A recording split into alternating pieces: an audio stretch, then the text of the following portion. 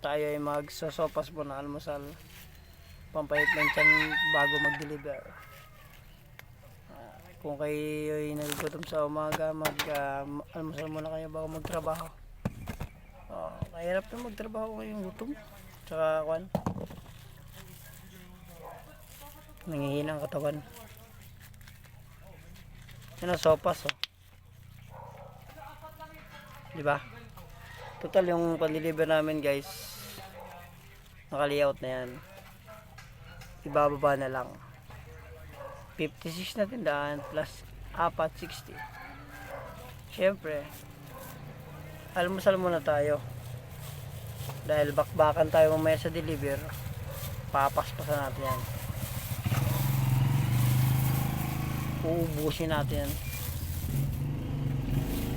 Sopas kayo dyan, ha. Sopas nilibre ito lang ng kasama ko na driver galing kantin.